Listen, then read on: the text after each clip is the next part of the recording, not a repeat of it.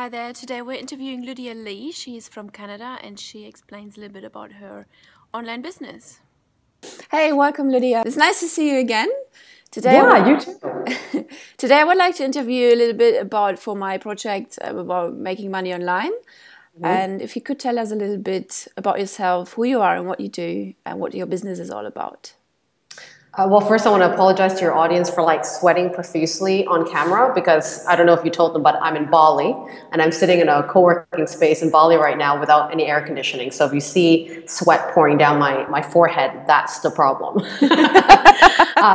But thanks for having me. And as you said, my name is Lydia Lee. And basically, I've got lots of titles, but I would categorize myself as a business creator coach. So I basically help people create businesses that encompasses their skills, their passions, that they can run from anywhere. So that's what I do for a living.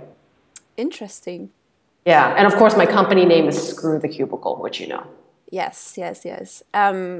What would you say? Could you name some challenges you're facing while you're running your business online?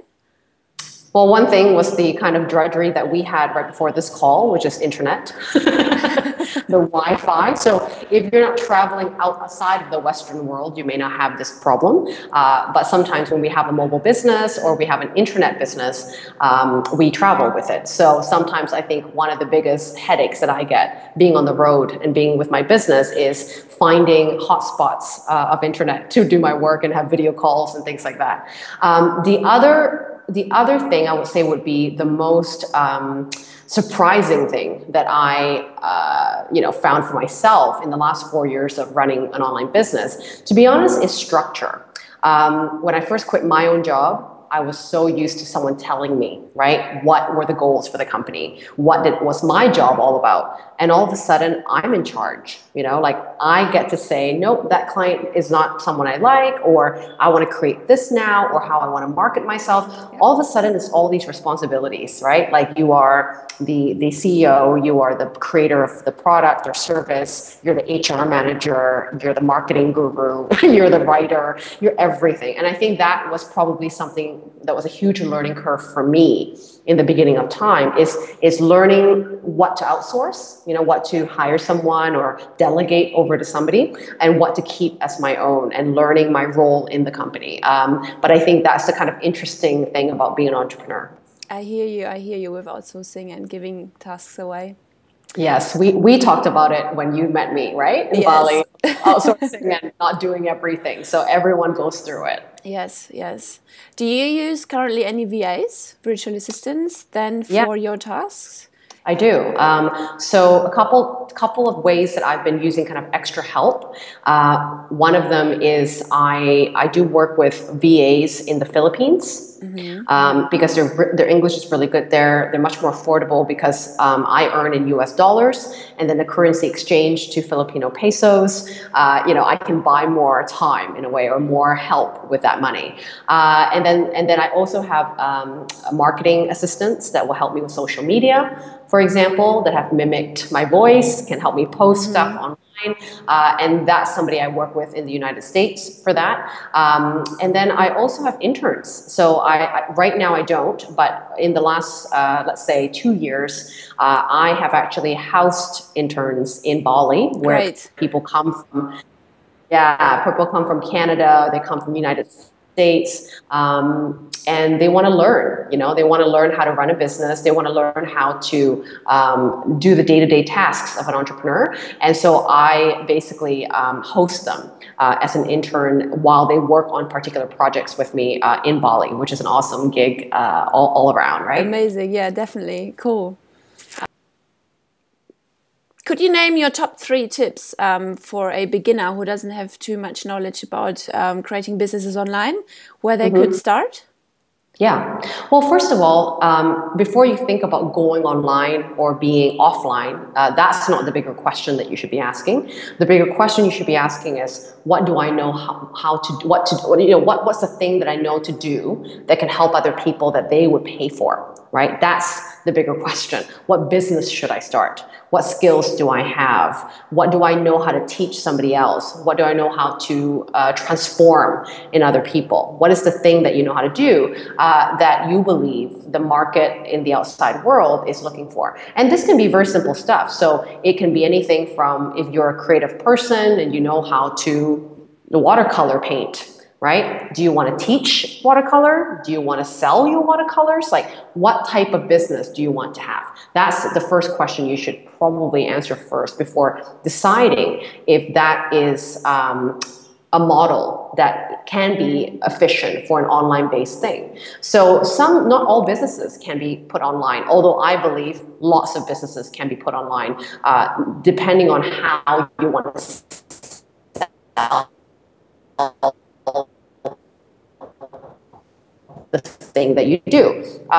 So think about how you like to help people, right? Are you a teacher? Are you someone who is more of a mentor type of person? Are you an implementer? Do you like to do the thing for other people and be paid to do it, like a consultant or a designer or something like that? You don't care to teach other people, but you want to help them make it, right?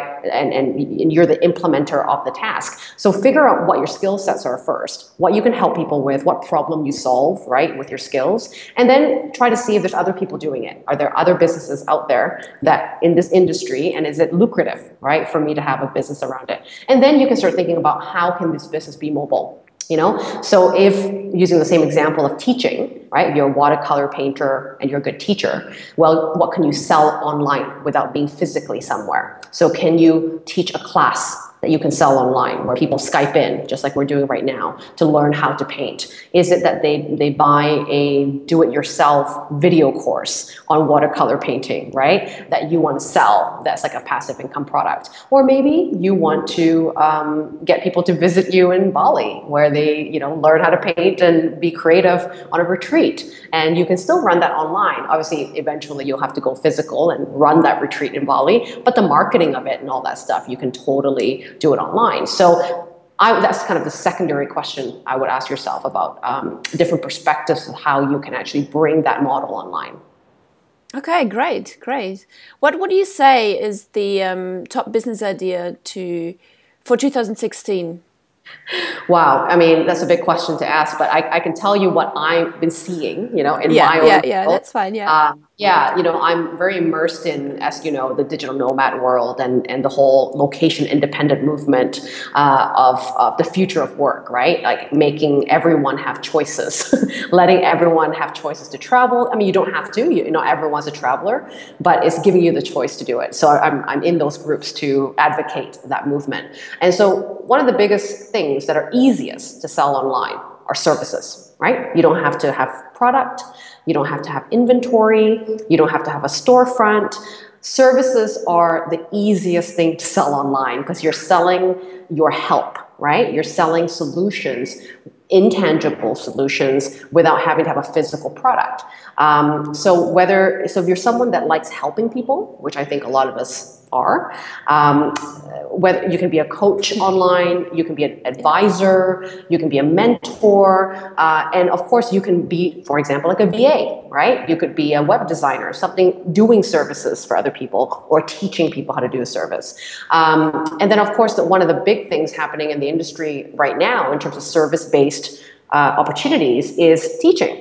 Right? If you love to teach, you love to be able to help people do it yourself, guide people through to answers, and you're naturally a good facilitator, I think teaching courses online, whether it's group format or selling a course that's a video course, for example, that anyone can buy at any time, it's such a great, people love it. People want to learn without having to be with you in a physical room. So those are kind of the popular, I guess, directions of service-based industries, I think, right now.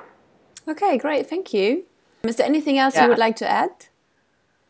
No, not at all. I mean, if anyone wants to figure out their business idea, they can go to my website, screwthecubicle.com, and I actually have a free training called Create My Dream Business. And so you'll find that on my website, and maybe you can find your business idea as well that you can run online from that course. Great.